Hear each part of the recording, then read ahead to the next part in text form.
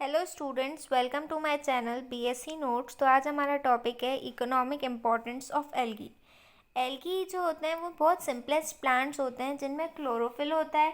ठीक है, क्लोरोफिल होता है और ये फोटोसिंथेसिस परफॉर्म करते हैं। तो ये इनका खुद का ही खाना ये खुद प्रिपेयर करते हैं, तो ये ऑटोट्रॉफिक हो गए और ये प्राइमरी प्रोड्यूसर हैं इकोसिस्टम के।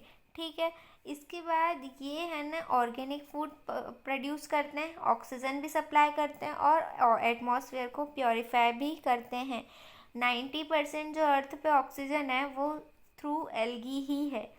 इकोनॉमिक इम्पोर्टेंस में दो टाइप्स हैं, यूज़फुल एल्गी और हार्मफुल एल्गी।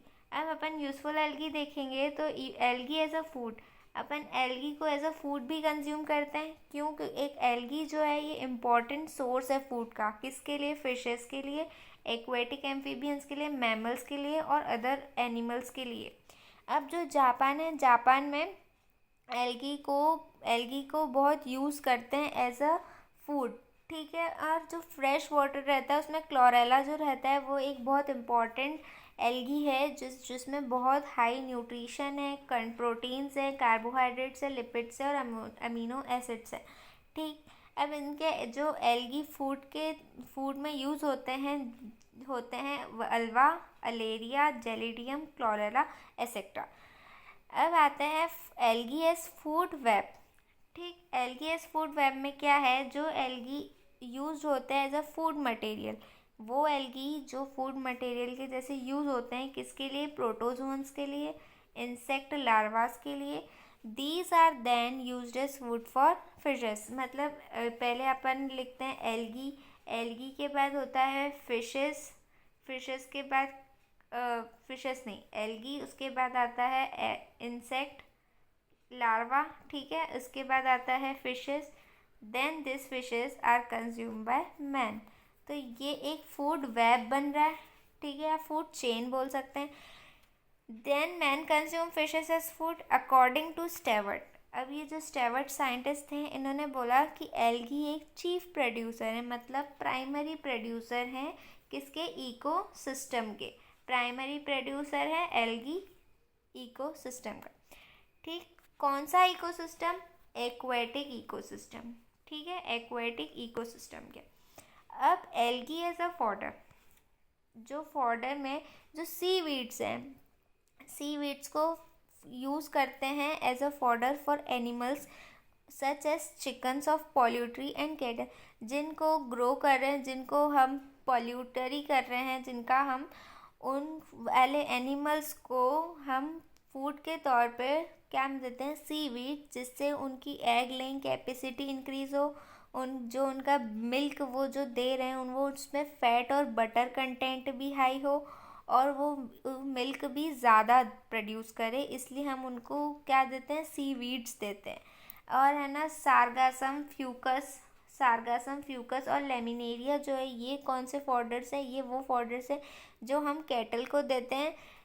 कौन से कैटल? जो मिल्क गिविंग होते हैं उनको, काऊ, शीप्स और बफेलोज को। ठीक है, इसके बाद आता है medicinal use of algae. Medicinal use में क्लोरेला जो होता है ये एंटीबायोटिक बनाने के लिए बहुत काम आता है। कौन सा एंटीबायोटिक? क्लोरेलिन। ठीक है, ये क्या करता है? इनहिबिट करता है ये करता है ग्रोथ, इनहिबिट करता है किसकी ग्रोथ को? ग्राम पॉजिटिव और ग्राम नेगेटिव बैक्टीरिया की ग्रोथ को इनहिबिट करता है। और जो ब्राउन एल्गी रहता है ये रिच होता है आयोडीन में। ठीक है, किस में रिच होता है? आयोडीन में, जो बहुत यूज़फुल है किसके ट्रीटमेंट के? गोइटर के ट्रीटमेंट में बहुत यूज़फुल है। इसके बाद जेलिडियम है। जेलिडियम भी बहुत इंपॉर्टेंट है, इसमें ये किसके ट्रीटमेंट में काम आता है? एब्डोमिनल डिसीज़ के ट्रीटमेंट में जेलिडियम काम आता है। इसके बाद आता है एल्गी एज फर्टिलाइजर्स। जो सी वीड्स हैं इनको क्रॉप फील्ड में डिके किया जाता है। सी वीड्स को क्रॉप फील्ड में डिके किया जाता है किसके साथ? Along with organic substance. मतलब ऑर्गेनिक सब्सटेंस प्लस सी वीड्स को साथ में डाल देते हैं। उसके बाद इससे क्या होता है? फर्टिलिटी जो होती है सॉइल की वो बढ़ जाती है और एज वेल एज वो है ना सॉइल को बाइंड भी करता है। ठीक है, और जो ब्लू ग्रीन एल्गी है ये बेस्ट बायो फर्टिलाइजर्स है। बेस्ट बायो फर्टिलाइज़र है सीवीड के कंपेयर में भी। ब्लू ग्रीन एल्गी वाले जो बेस्ट, वो ज़्यादा इफ़ेक्टिव हैं। क्यों? क्योंकि इसमें है ना नाइट्रोजन कंटेंट रहता है, फॉस्फोरस भी प्रेजेंट रहता है, और ब्लू ग्रीन एल्गी सबसे बेस्ट है नाइट्रोजन फिक्सर में, सबसे ज़्यादा हेल्पफुल है। नाइट्रोजन फिक्सेशन में भी बहुत हेल्पफुल है। और कुछ ना ब्लू ग्रीन एल्गी है जैसे नॉस्टॉक, स्पाइरुलिना, एनाबीना, सिलेंड्रोस्पर्मम, ये ज़्यादातर यूज़ होते हैं, ठीक है, नाइट्रोजन फिक्सिंग के लिए। इसके बाद आता है एल्गी इन वाटर प्यूरिफिकेशन। अब पानी के प्यूरिफिकेशन के लिए भी एल्गी इम्पॉर्टेंट है। Algae plays an important role as biological filter because some of the bacteria and fungi get aggregated with mucilage secreted by algae and thus get separated. जो algae है ये बायोलॉजिकल फिल्टर के जैसे भी काम करते हैं, क्योंकि जो कुछ बैक्टीरिया और फंगी होते हैं इनके ऊपर जो है ना, जो एल्गी म्यूसिलेज है ना जो सिक्रीट करते हैं वो बैक्टीरिया और फंगी के ऊपर लग जाते हैं, और जिससे फिर एल्गी के थ्रू ये सेपरेट भी हो जाते हैं।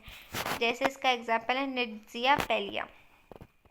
अब एल्गी इंडस्ट्री में यूज़ होते हैं, आयोडीन इंडस्ट्री में, और सोर्स ऑफ अगार में, production of alginic acid, production of organic products, petroleum industry, lens paper manufacturing, इन सब में भी एल्गी का यूज़ होता है। इसके एग्जांपल है जेलिडियम, स्पायरोगारा, फ्यूकस एक्सेट्रा।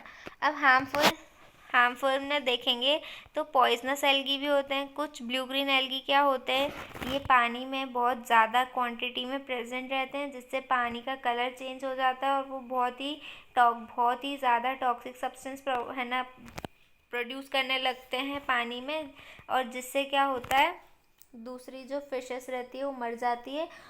जैसे एग्जाम्पल है एनाबीना और स्पाइरुलिना।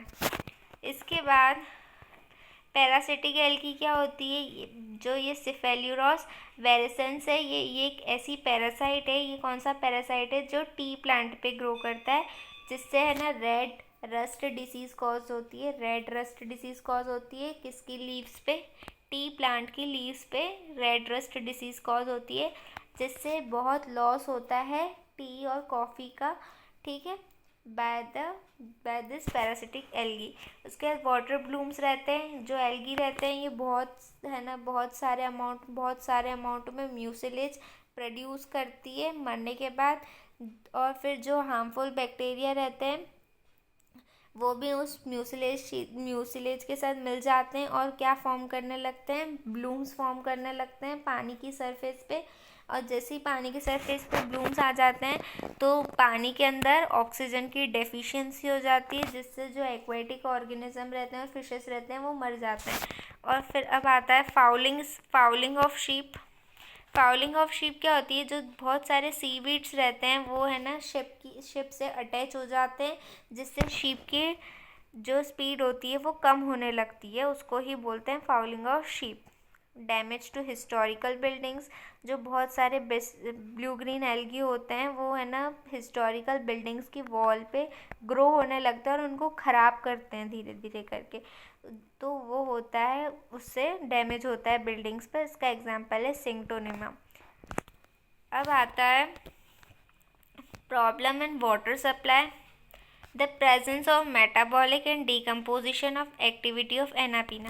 मेटाबॉलिक और डिकम्पोजिशन एक्टिविटी होती है जो एनाबीना और साइनूरा और बहुत सारे एल्गी होते हैं, ये है ना अलग अलग टाइप की गैसेस और बहुत दूसरी हार्मफुल सब्सटेंस प्रोड्यूस करने लगते हैं। किसमें, ड्रिंकिंग वाटर में, पीने वाले पानी में प्रोड्यूस करने लगते हैं अलग गैसेस और दूसरे हार्मफुल सब्सटेंसेस, जिससे जो पानी होता है वो क्या हो जाता है, कंटेमिनेट हो जाता है, पानी ख़राब हो जाता है, and then this produce foul smell and changes the taste of water. जिससे क्या होता है, पानी में से बहुत गंदी स्मेल आने लगती है और पानी का जो टेस्ट होता है वो भी बदल जाता है, और जिससे पानी क्या हो जाता है, अनहाइजेनिक हो जाता है।